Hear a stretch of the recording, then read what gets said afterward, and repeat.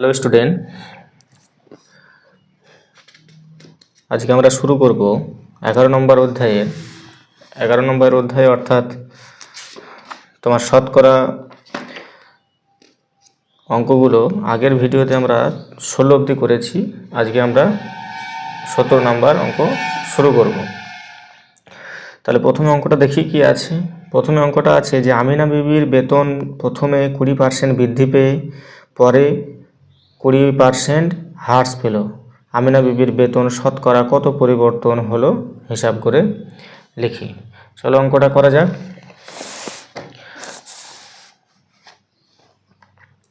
তাহলে আমি ধরে নিয়েছি পূর্বে বেতন ছিল 100 টাকা, তো 20% বৃদ্ধি পেলে কত হবে?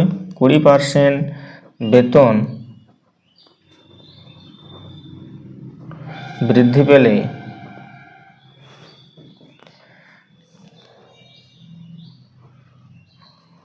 হয় কত হবে? 100 যোগ 20 সমান হচ্ছে 120 টাকা।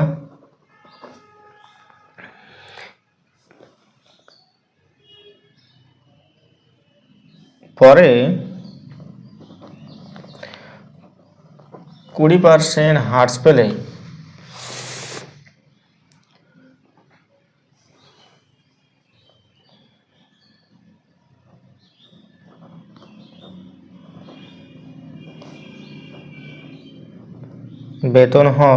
বেতন হবে কত?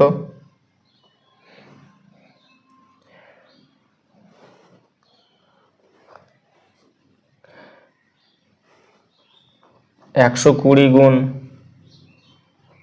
20/100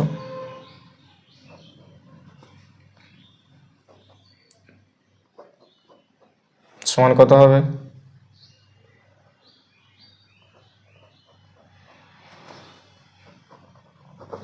24 টাকা। তাহলে এখন বেতন কত হলো?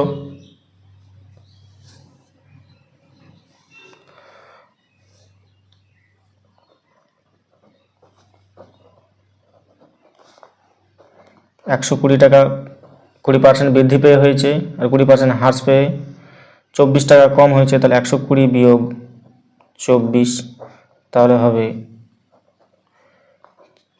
96 টাকা। তাহলে বেতন হ্রাস পেল কত? 100 টাকা বেতন ছিল, হলো আমার 96 টাকা। তাহলে হ্রাস পেল 100 বিয়োগ 96 সমান হচ্ছে 4 টাকা। তাহলে আমার 100তে কত হ্রাস পেল? 4 টাকা। তাহলে আমি বলতে পারি যে আমিনা বিবির বেতন 4%, শতকরা 4% হ্রাস পেয়েছে। তাহলে অতএব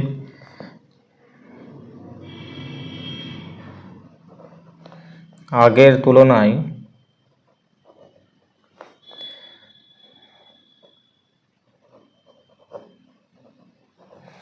আমিনা বিবির বেতন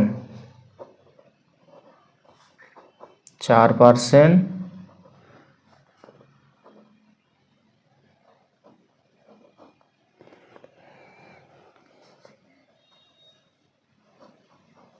হ্রাস পেয়েছে।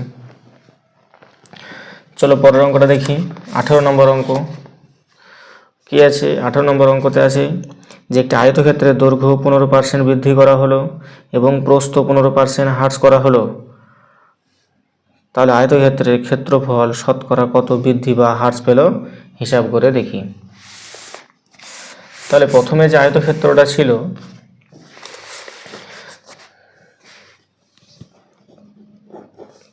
প্রথমে একটা আয়তক্ষেত্র ছিল, সে আয়তক্ষেত্রে থেকে কি হয়েছে যে দৈর্ঘ্য 15% বৃদ্ধি করা হলো। 15% বৃদ্ধি করা হলো মানে আরও দৈর্ঘ্য বাড়ানো হলো। তাহলে 20% কি হলো? প্রস্থ হ্রাস করা হলো। তাহলে আয়তক্ষেত্রে শতকরা এই ক্ষেত্রফল শতকরা বৃদ্ধি বা হ্রাস পেল। তাহলে আমি ধরে নেব যে আয়তক্ষেত্রটির দৈর্ঘ্য হচ্ছে এক্স এবং প্রস্থ হচ্ছে ওয়াই। এবার এই দৈর্ঘ্যটাকে 20% বৃদ্ধি করা হয়েছে। 15% বৃদ্ধি করা হয়েছে। তাহলে দৈর্ঘ্য আমি লিখব, দৈর্ঘ্য 15% বৃদ্ধি করা হলে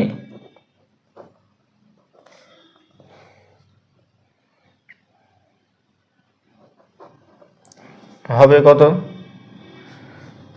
তাহলে x গুণ 15/100 সমান হবে 3x/20। তাহলে দৈর্ঘ্য হলো কত? অতএব দৈর্ঘ্য হবে কত? x যোগ 3x/20 সমান হবে 23x/20।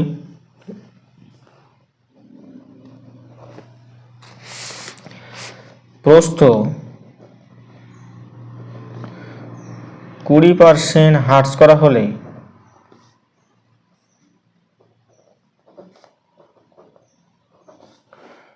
একেবারে মোট দৈর্ঘ্য করে নিচ্ছি, মোট প্রস্থ হবে কত? y বিয়োগ y এর 15% মানে 15/100।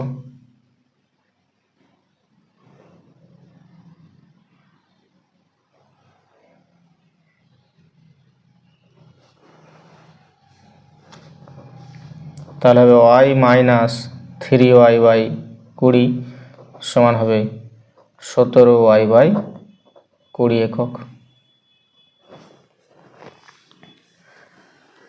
তাহলে ক্ষেত্রফল কত হবে? তাহলে এখন যে ক্ষেত্রফল, দৈর্ঘ্য হলো আমার 23x/20 একক আর প্রস্থ হলো 17y/20 একক। তাহলে ক্ষেত্রফল হবে, তাহলে আয়তক্ষেত্রের ক্ষেত্রফল হবে 23x/20 গুণ 17y/20, মানে দৈর্ঘ্য গুণ তো প্রস্থ একক, বর্গ একক। তাহলে এটা গুণ করলে কত হবে? 391 xy/20 400 বর্গ একক। তাহলে হার্টস কত পেল? আগে ক্ষেত্রফল কত ছিল আমার দেখতে হবে। আগে ক্ষেত্রফল কত? আগে ক্ষেত্রফল আমার ছিল কত? আগে ক্ষেত্রফল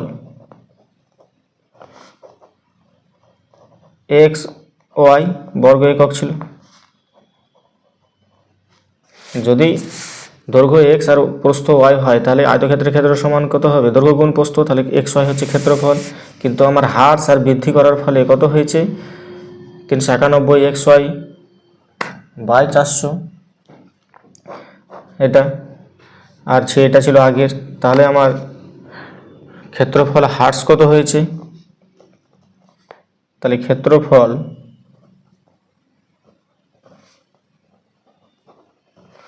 হার্টস হয়েছে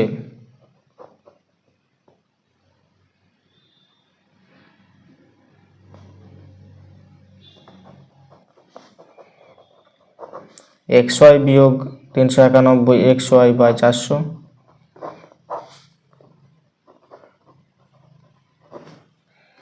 তাহলে এটা কত হবে? 400 xy বিয়োগ 391 xy সমান হবে 9 xy/400 বর্গ একক। তাহলে এটাতে কততে হার্টস পেল? xy থেকে আমার হার্টস পেল 9 xy/400। তাহলে একে কত হবে? 100তে কত হবে? এটাই হবে শতকরা ক্ষেত্রফল হার্টস।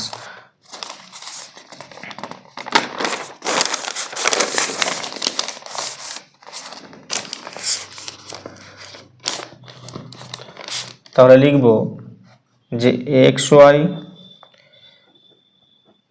বর্গ এককে ক্ষেত্রফল হার্স হয়েছে।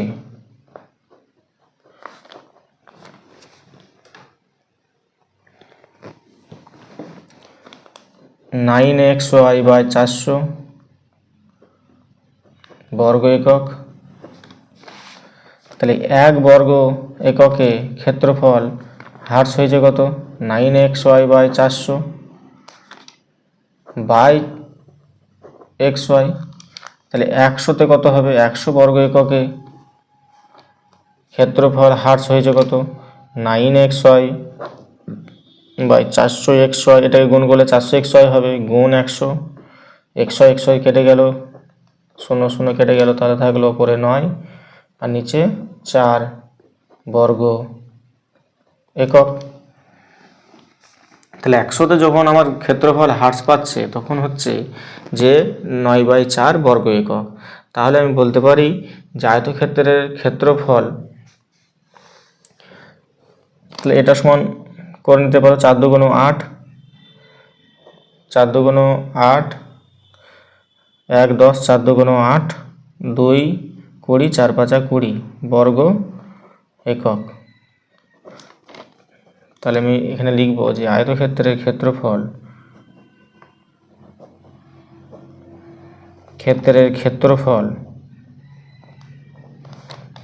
2.25 শতাংশ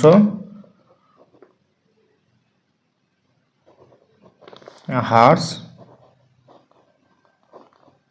পেয়েছে।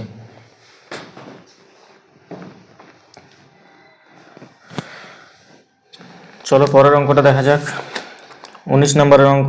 একটি ঘরের দৈর্ঘ্য প্রস্থ উচ্চতা যথাক্রমে 15 মিটার, 10 মিটার আর 5 মিটার। যদি দৈর্ঘ্য প্রস্থ উচ্চতার প্রত্যেকটি 10% বৃদ্ধি করা হয় তবে 4 দেওয়ালের ক্ষেত্রফল শতকরা কত বৃদ্ধি পাবে হিসাব করে দেখি।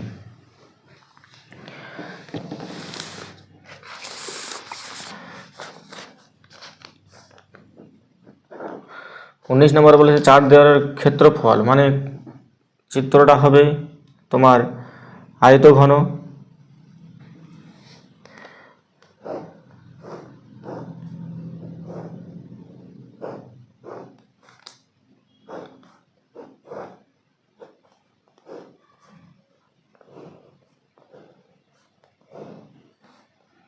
চিত্রটা হবে এরকম যে দৈর্ঘ্য আছে, প্রস্থ আছে আর উচ্চতা আছে। কত বলেছে? দৈর্ঘ্য বলেছে 15 মিটার, প্রস্থ কত বলেছে? প্রস্থ বলেছে 10 মিটার,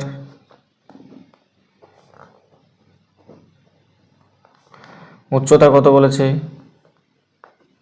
5 মিটার। এবার বলেছে প্রত্যেকটাকে 10% আমার কি করতে হবে?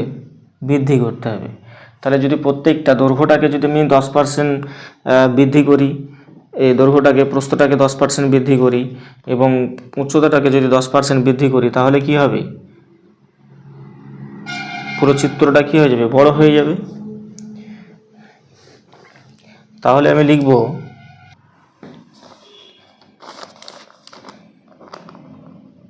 দৈর্ঘ্য সমান 15 মিটার, প্রস্থ সমান হচ্ছে 10 মিটার আর উচ্চতা সমান হচ্ছে 5 মিটার।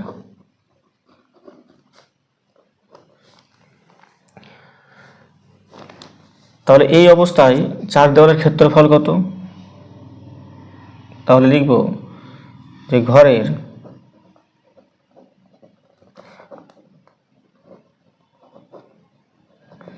চার দেওয়ালের ক্ষেত্রফল সমান লেখা যায় 2 ইন্টু দৈর্ঘ্য যোগ প্রস্থ গুণ উচ্চতা। যদি সমগ্র তলের ক্ষেত্রফল বলতো তাহলে মেঝে এবং ছাদ দুটোই হতো, কিন্তু যেহেতু 4 দেওয়ালের ক্ষেত্রফল বলেছে মানে আমি 4ই সাইডটা নেব, পুরোটা নেব না। তাহলে চার দেওয়ালের ক্ষেত্রফল শুধু হবে দৈর্ঘ্য প্রস্থ আর উচ্চতা, 2 ইন্টু দৈর্ঘ্যযুক্ত প্রস্থ ইন্টু উচ্চতা। আর সমগ্র তলের ক্ষেত্রফল বললে হতো 2 ইন্টু দৈর্ঘ্য যোগ প্রস্থ এই দৈর্ঘ্য গণিত প্রস্থ যোগ প্রস্থ গণিত উচ্চতা যোগ হচ্ছে উচ্চতা গণিত দৈর্ঘ্য। এটা হতো সমগ্র তলের ক্ষেত্রফল, কিন্তু এটা বলেছে 4 তলের ক্ষেত্রফল, তাহলে হবে 2 ইন্টু দৈর্ঘ্য যোগ প্রস্থ ইন্টু উচ্চতা। তাহলে আমি এখানে কত আসছে দেখে নেব। তাহলে 2 ইন্টু দৈর্ঘ্য হচ্ছে 15 যোগ প্রস্থ হচ্ছে 10 গুণ হচ্ছে উচ্চতা হচ্ছে 5, তাহলে হয়ে যাবে 25, 25 দুগুণ 50, 50 আর 5কে গুণ করলে আমার হবে 250, কী হবে ক্ষেত্রফলের একক বর্গ মিটার। তাহলে আমার এলো 250 বর্গ মিটার। এবার লিখব যদি দৈর্ঘ্যকে 10% বৃদ্ধি করলে মোট দৈর্ঘ্য হবে মোট দৈর্ঘ্য হবে কত, আগে ছিল কত 15 যোগ এখন 15-র 10% বৃদ্ধি করা হলো, মানে 15 গুণ 10/100 মিটার। তাহলে কত হবে 15 যোগ এটার করলে কত হবে 10 10 100, এটা হবে 3/2, মানে হবে তোমার এটা 30 আর 3 33/2, মানে হবে 16 দুগুণ 32.5 মিটার। তাহলে একইভাবে প্রস্থকে 10% বৃদ্ধি করলে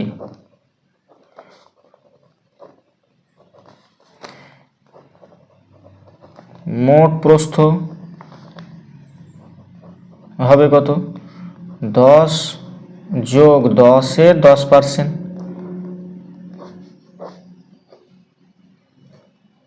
মিটার। তাহলে 10 যোগ এটা কত হবে 1 সমান হবে 11 মিটার। এবার উচ্চতাটাকে যদি আমি 10% বৃদ্ধি করি, উচ্চতাকে 10% বৃদ্ধি করলে মোট উচ্চতা হবে কত 5 যোগ 5-এর 10% সমান হবে 5 যোগ 1/2 সমান হবে 7/2, মানে হচ্ছে তোমার এটা হবে কত 5 দুগুণ 10 আর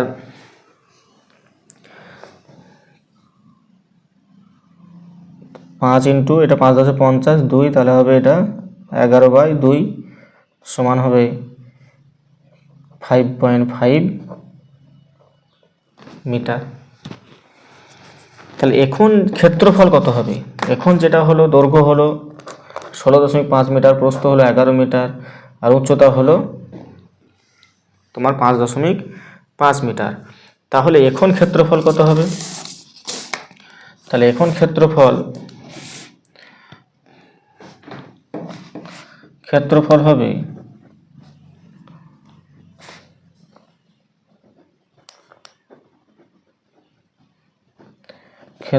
হবে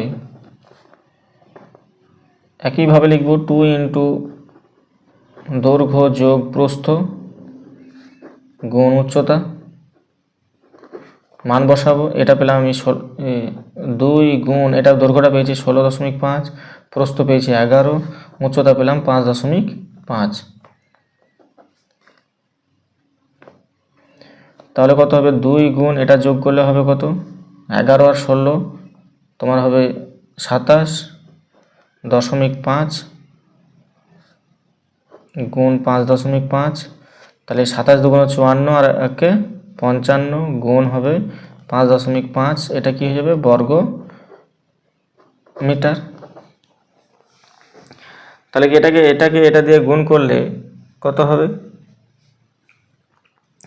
302.5 বর্গ মিটার। তাহলে আমার আগে কত ছিল দেখো এখানে যে আগে ছিল কত, আগে ছিল 250, এখন হলো কত 302। তাহলে আগে ছিল তোমার 250, তাহলে বৃদ্ধি কত পেলো? অতএব ক্ষেত্রফল বৃদ্ধি পেয়েছে। অতএব ক্ষেত্রফল বৃদ্ধি পেয়েছে সমান কত? 302.5 বিয়োগ কত 250 বর্গমিটার সমান কত হবে? 25 মানে 52.5 বর্গমিটার। কতটা বৃদ্ধি পেল? 250 বৃদ্ধি পেয়েছে। তাহলে আমি লিখব 250 বর্গমিটারে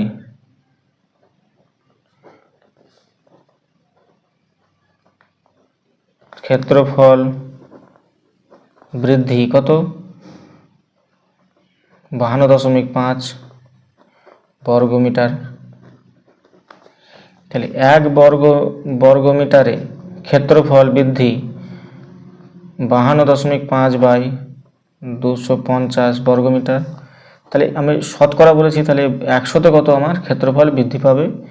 তাহলে 52.5 বাই 250 গুণ 100। দেখো দশমিকের জন্য 1 ঘর 10 গুণ করে নেব। এবার কাটাকাটি করব। এই 0 0 উপরের 100 কেটে গেল। 525কে আমি কাটাকাটি করলে হবে 25 দুগুণে 50 আর 2 25, 25 1 25। তাহলে হয়ে যাবে আমার 11 বর্গ মিটার।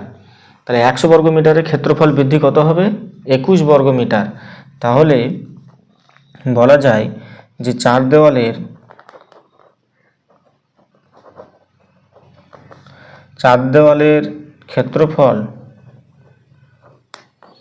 ক্ষেত্রফল শতকরা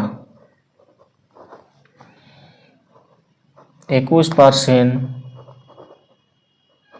বৃদ্ধি পাবে।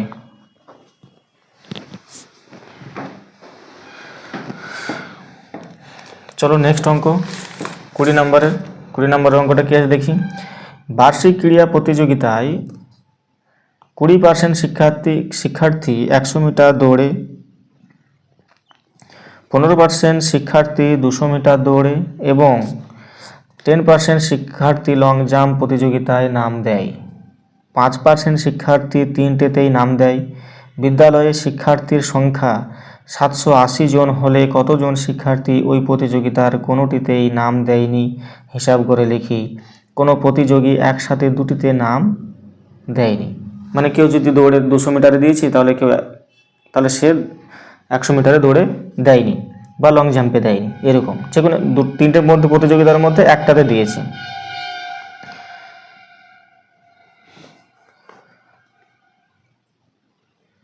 তাহলে বিদ্যালয়ের পরীক্ষার্থীর সংখ্যা যদি 780 জন হলে কতজন পরীক্ষার্থী মানে কোনো পরীক্ষাতেই কোনো কম্পিটিশনে অংশগ্রহণ করেনি, মানে এরকম সংখ্যা আমার বের করতে হবে।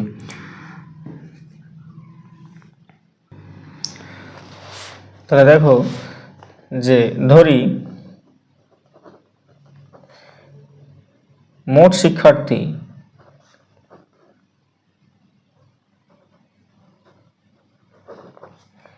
সমান 100 জন।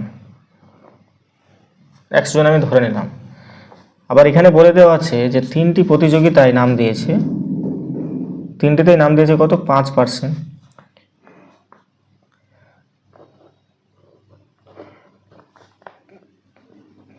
তিনটি প্রতিযোগিতা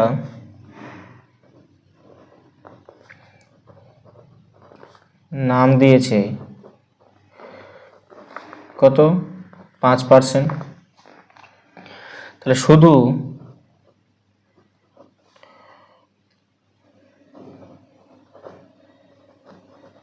একশো মিটার দৌড়ে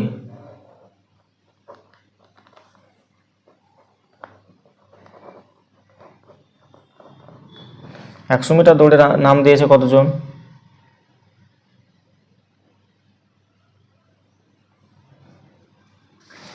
20%। 100 মিটার দৌড়ে নাম দিয়েছে।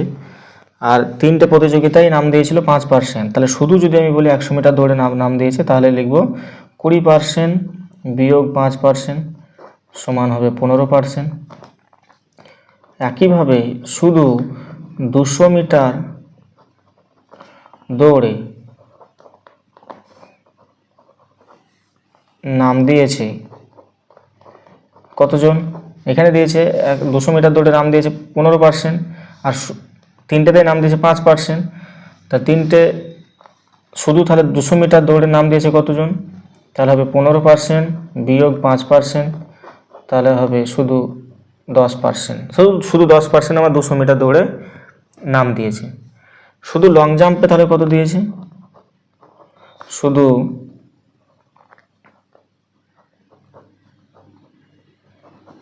লং জাম্পে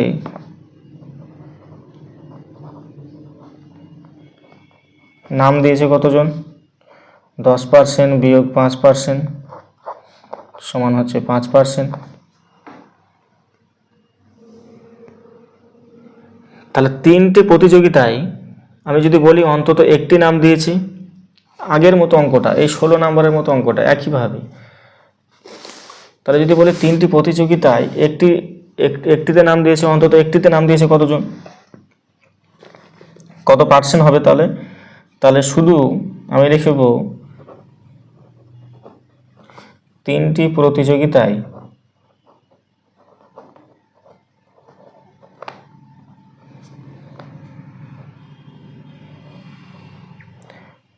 অন্তত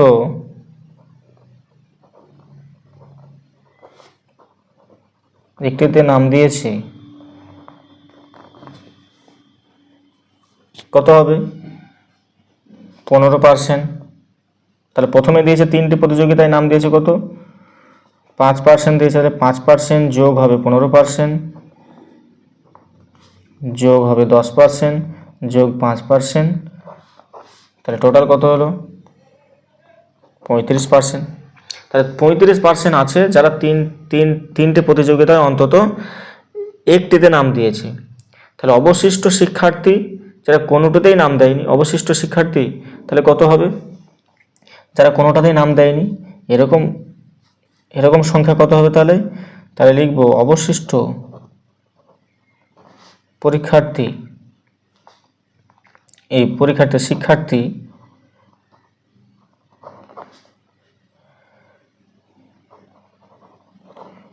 কোনোটিতেই নাম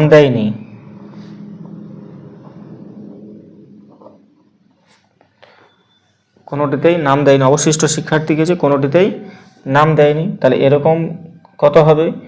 তাহলে এরকম হবে তোমার 100 বিয়োগ 35%, তাহলে এটা হয়ে যাবে তোমার 65%। তাহলে 65% শিক্ষার্থী যে 3টে প্রতিযোগিতায় কোনোটিতেই নাম দেয়নি।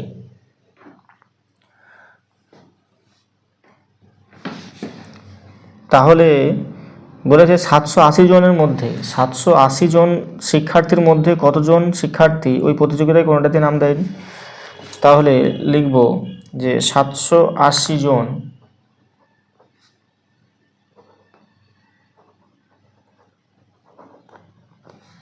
শিক্ষার্থীর মধ্যে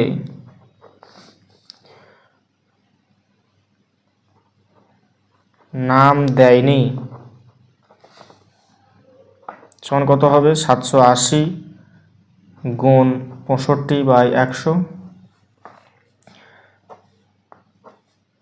5 দুগুণ 10, 5 13 65, এটা হবে 3 9 39 দুগুণ 78, তাহলে এটা হবে আমার 507 জন।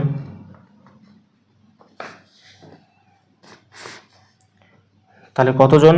আমার 780 জনের মধ্যে 507 জন আমার কোনো প্রতিযোগিতায় অংশগ্রহণ করেনি। তাহলে লিখব অতএব 507 জন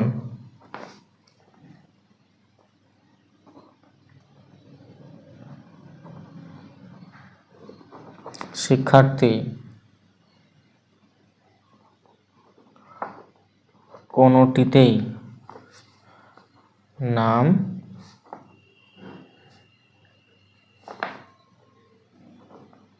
দেয়নি। হলো আজকে অঙ্ক, শতকরা অঙ্কগুলো আমরা শেষ করলাম। যদি শতকরা চ্যাপ্টার থেকে কোনো সমস্যা হয় তাহলে অবশ্যই কমেন্টে জানাবে, এবং চ্যানেলটা ভালো লেগে থাকলে অবশ্যই শেয়ার করবে। তাহলে আজকে অঙ্ক এই অবধি, দেখা হচ্ছে পরের ভিডিওতে। ধন্যবাদ।